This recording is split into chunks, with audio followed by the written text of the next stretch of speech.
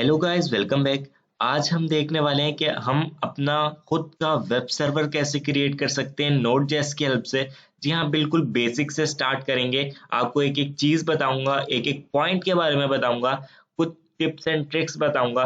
तो बिना time waste किए स्टार्ट कर लेते हैं। उससे पहले अगर अभी तक चैनल को सब्सक्राइब नहीं किया तो चैनल को सब्सक्राइब करके बेल नोटिफिकेशन को हिट कर दें, ताकि आपको ऐसे ही इंफॉर्मेटिव वीडियोस देखने को मिलते रहें, डेवलपमेंट से रिलेटेड, प्रोग्रामिंग से रिलेटेड। तो बिना टाइम वेस्ट किए स्टार्ट करते हैं। मैं आ जाता हूँ वीएस कोड के अंदर और यहीं पर अब हम अपना सारा का सारा कोड लिखने वाले हैं। यहाँ पर एक फाइल बना लेता हूँ index.js की। यहाँ पर मैं कोई इंट्रो नहीं देने वाला, मैं आपको सिर्फ और सिर्फ ये बताने वाला हूँ कि हम अपना खुद का वेब सर्वर कैसे क्रिएट कर सकते हैं नोड.जेएस की हेल्प से। तो आपको पता होगा, अगर बिल्कुल बेसिक चीजों का पता है, जैसे फाइल सिस्टम मॉड्यूल्स का, अगर वो भी नहीं पता तो मैं वो भी बता देता हूँ। चलो बिल्कुल बेसिक से स्टार्ट करते हैं। आप जो है यहाँ पर अपनी जावास्क्रिप्ट को लिख सकते हैं। फॉर एग्जांपल यहाँ पर अगर मैं कंसोल लॉग कर देता हूँ, कंसोल डॉट लॉग, तो अब हम जो है वो अपने सर्वर पर चला रहे हैं जावास्क्रिप्ट, ना कि ब्राउजर पर। तो यहाँ पर मैं लिख देता हूँ हेलो वर्ल्ड, हेलो वर्ल्ड। और मुझे अगर इस फाइल को रन करना है तो मैं क्या करूंगा, टर्मिनल को ओपन करूंगा। आप cmd कमांड प्रॉम्प्ट भी ओपन कर सकते हैं, लेकिन ये बिल्ट इन जो है वो टर्मिनल है वीएस कोड का, इसी के अंदर जो है। और यहाँ पर जो है मैं क्या करता हूँ, सिंपल नोड लिखना है आपको, उसके बाद फाइल का नेम index.js, इंडेक्स भी लिख सकते हैं सिर्फ, तो मैं आपको दिखा देता हूँ। index.js लिखा और यहाँ पर मुझे हेलो वर्ल्ड मिल चुका है। ऑब्वियसली सी बात है यार, हम हेलो वर्ल्ड नहीं लिखना चाहेंगे। हम क्या चाहेंगे कि हम अपना खुद का वेब सर्वर क्रिएट करें। तो अगर आपको वेब सर्वर क्रिएट करना है तो उसके लिए कुछ जो है वो मॉड्यूल्स को हमें जो है वो रिक्वायर करना पड़ता है। अब ये मॉड्यूल्स क्या होते हैं, ये बिल्ट इन मॉड्यूल है नोड.जेएस के अंदर। नोड.जेएस हमें प्रोवाइड करता है सबसे पहले HTTP, ये प्रोवाइड करता है। तो वेब सर्वर क्रिएट करने के लिए हमें HTTP की नीड होती है। तो मैं यहाँ पर लिख देता हूँ HTTP is equal to require, require करूंगा HTTP को, और यहाँ पर क्या आ जाएगा मेरे पास HTTP। तो HTTP सर्वर क्रिएट करना है हमें, तो हमने HTTP को रिक्वायर कर लिया। रिक्वायर की स्पेलिंग सही कर लेता हूँ। उसके बाद यहाँ पर आप कुछ भी नाम दे सकते थे। आप यहाँ पर अपना नाम भी लिख सकते थे, आप यहाँ पर मेरा नाम भी लिख सकते थे, लेकिन डेट मेक सेंस कि आप HTTP रिक्वायर कर रहे हैं तो यहाँ पर भी HTTP लिखें आपकी आसानी के लिए। तो अब यहाँ पर HTTP मैंने जो है रिक्वायर कर लिया। उसके बाद मैं क्या करता हूँ, अब मुझे सर्वर क्रिएट करना है तो मैं लिखूंगा HTTP डॉट क्रिएट सर्वर। एक मेथड है जिसके हेल्प से हम सर्वर को क्रिएट कर सकते हैं। और अब मैं आपको एक बात बताता हूँ कि अगर यहाँ पर ये मेरा जो है, मैं यहाँ पर जो है ये मेरा गूगल क्रोम है, यहाँ पर मैं अपना, ये मैं क्लाइंट हूँ और मैं अपने सर्वर से रिक्वेस्ट कर रहा हूँ कि मुझे www.google.com.pk जो है वो मुझे ला कर दे दो। तो मैंने क्या किया, मैंने अपने सर्वर से रिक्वेस्ट की, रिस्पॉन्स में मुझे क्या मिला, HTML CSS एंड जावास्क्रिप्ट।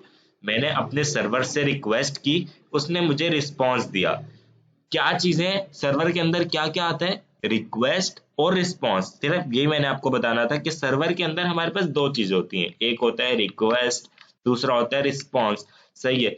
और यहाँ पर मैं इसको एक एरो फंक्शन दे देता हूँ, दैट्स इट। उसके बाद यहाँ पर इसको मैं एक पूरे सर्वर, इस पूरे सर्वर को मैं क्या करूंगा, मैं जो है इसको एक कांस्टेंट में जो है वो रख दूंगा। सर्वर नाम से मैं एक कांस्टेंट बना लूंगा यहाँ पर इक्वल्स टू, और यहाँ पर मैं इसको रख दूंगा। अब मुझे ये बताना पड़ेगा कि मुझे इस सर्वर को कौन से पोर्ट पे चलाना है। रेक्ट अगर आपने पढ़ी है तो आपको पता होगा कि लोकल होस्ट होता है। आप 3000 पर रन कर सकते हैं, 3001 पर रन कर सकते हैं। तो इसी तरह हमारे पास भी होता है कि हमें उसको रन तो करना है ना, इस फाइल को कहाँ पर रन करना है, तो कौन सी पोस्ट पर रन करना है वो मुझे बताना पड़ेगा। तो मैं लिखूंगा यहाँ पर सर्वर डॉट लिसन। आपको याद रखना है कि आपको इस करली ब्रैकेट के अंदर नहीं लिखना, अभी तक इसको मैंने खोला नहीं इसलिए, ताकि आपको कंफ्यूजन ना हो। तो मैंने लिखा सर्वर डॉट लिसन, और आगे मैं पोर्ट का नाम दूंगा। आप कोई भी पोस्ट जो है पोर्ट का नाम दे सकते हैं। फॉर एग्जांपल नंबर दे सकते हैं, 3000 ज्यादातर लोग यूज करते हैं, तो मैं 3000 ही लिखूंगा क्योंकि सही रहता है 3000। उसके बाद यहाँ पर मैं इस फाइल को रन करूंगा, नोड index.js। और यहाँ पर अब मैं आऊंगा अपने गूगल क्रोम पर और यहाँ पर लोकल होस्ट 3000 को जो है वो मैं ओपन कर लूंगा। तो अभी ये जो है लोडिंग होगा क्योंकि हमें कुछ मिलेगा नहीं, क्योंकि अभी हमने कुछ किया नहीं, ना रिक्वेस्ट की ना रिस्पॉन्स मिला। मैं क्या चाहूंगा, मैं बोलूंगा सर्वर, अगर आपके कोई भी रिक्वेस्ट आए, अगर आपको कोई भी रिक्वेस्ट करता है कुछ भी, तो आप क्या करो, रिस्पॉन्स में उसको क्या दो, आप हेलो, बल्कि हेलो भी नहीं, आप बोलो वेलकम यूजर। तो यहाँ पर रिस्पॉन्स डॉट राइट करके एक मेथड होता है, जैसे डॉक्यूमेंट डॉट राइट करके होता है। तो यहाँ पर मैं लिखूंगा रिस्पॉन्स डॉट राइट और यहाँ पर मैं लिख दूंगा वेलकम यूजर। सही है, वेलकम यूजर लिख दूंगा। और यहाँ पर अच्छा इतना हो गया, इससे काम नहीं चलेगा। अब मुझे एक बार सर्वर ने हमें रिस्पॉन्स दे दिया, उसके बाद हमें रिस्पॉन्स को जो है वो खत्म करना होता है। तो यहाँ पर मुझे लिखना पड़ेगा रिस्पॉन्स डॉट एंड, एंड करके एक मेथड होता है। फाइल को करता हूँ सेव, उसके बाद यहाँ पर इसको दोबारा से रन करता हूँ फाइल को और यहाँ पर आपको दिखाता हूँ। तो आप देख सकते हैं यहाँ पर वेलकम यूजर आ गया। अब मैं यहाँ पर कुछ भी यहाँ पर जो है अगर टाइप करूँ तो मुझे वेलकम यूजर ही दिखा रहा है। क्यों दिखा रहा है? क्योंकि मैंने बोला है अगर आपसे कोई भी जो है, अगर कोई भी बंदा कुछ भी जो है आपको रिक्वेस्ट करता है सर्वर, आपने उसको क्या करना है, आपने उसको रिस्पॉन्स में बोलना है वेलकम यूजर, दैट्स इट। अब मुझे कंडीशंस की बेस पे जो है इनको सेट करना पड़ेगा। मैं क्या करूंगा, यहाँ पर एक इफ की कंडीशन लगाऊंगा। इफ अगर मेरा रिक्वेस्ट रिक्वेस्ट जो है रिक्वेस्ट डॉट यूआरएल, यूआरएल कौन सा, यहाँ पर जो भी यूजर टाइप करेगा वो वाला यूआरएल, अगर वो सिर्फ और सिर्फ फॉरवर्ड स्लैश है, मतलब यूजर होम पेज पर है, तो उसको आपने यही वाला दिखाना है, वेलकम यूजर। सही है, यही आपने उसको दिखाना है अभी के लिए। तो यहाँ पर मैं इसको कॉपी कर लेता हूँ, यहाँ पर पेस्ट कर देता हूँ और यहाँ पर जो है मैं इसको सेट कर लेता हूँ जरा थोड़ा सा। सही है, अभी सही है। अभी जब स्लैश होगा तो हमें ये मिलेगा। उसके बाद मैं चाहूंगा कि अगर यूजर फॉर्म सिलेक्ट करता है, मतलब फॉर्म टाइप करता है, तो उसको एक HTML का फॉर्म दिखा दिया जाए। और यहाँ पर मैं लिखूंगा else if request.url is equal to slash form. अगर फॉर्म किसी ने इंटर किया यूजर ने, तो आपने उसको HTML का फॉर्म दिखा देना है। कैसे? अभी मैंने आपको बताया रिस्पॉन्स डॉट राइट करके एक मेथड है, रिस्पॉन्स डॉट राइट। और यहाँ पर सॉरी, यहाँ पर मैं क्या करूंगा, यहाँ पर जो है जल्दी से एक लेबल बनाऊंगा, या उससे पहले एक फॉर्म का टैग लगाऊंगा। यहाँ पर फॉर्म का टैग अगर आएगा सबसे पहले, फॉर नहीं फॉर्म। उसके बाद यहाँ पर लेबल और यहाँ पर यूजर नेम। उसके बाद यहाँ पर एक ब्रेक का टैग आएगा। सही है, उसके बाद यहाँ पर एक इनपुट आएगा। इनपुट अभी के लिए मैं एक ही फील्ड रखूंगा और यहाँ पर इसको नेम भी दूंगा।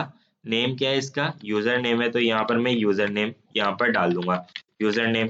और उसके बाद यहाँ पर एक ब्रेक का टैग, उसके बाद एक बटन आएगा। सही है, और मैं अपने फॉर्म को सबमिट भी करूंगा, इसीलिए यहाँ पर बटन ले लेता हूँ, बटन, और यहाँ पर मैं लिख देता हूँ सबमिट।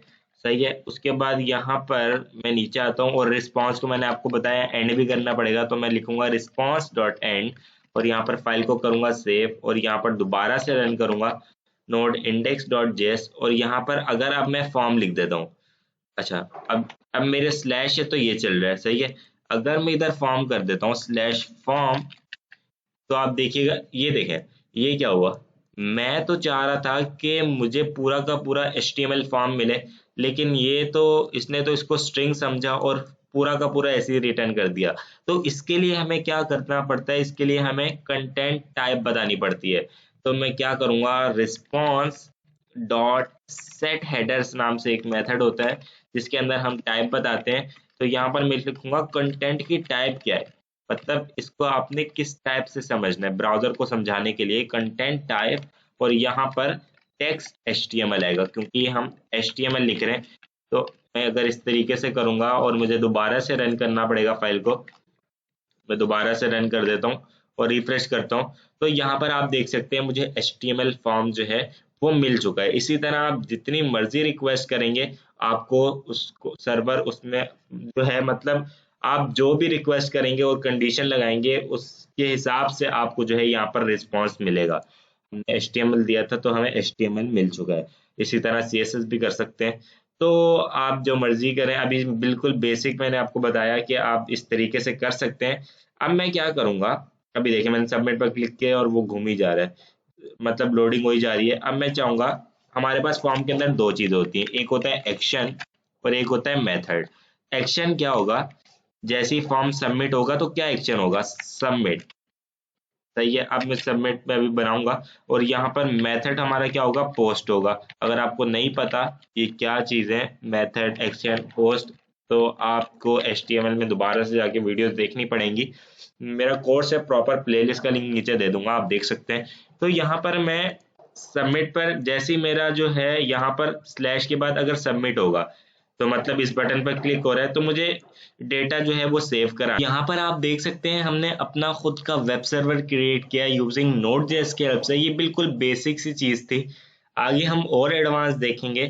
तो चैनल पर नहीं है तो प्लीज़ चैनल को सब्सक्राइब कर दें जल्दी जल्दी, ताकि आपको ऐसी अपडेट्स मिलते रहें। अभी के लिए इस वीडियो में इतना ही, मिलते हैं नेक्स्ट वीडियो में, तब तक के लिए thanks for watching, take care.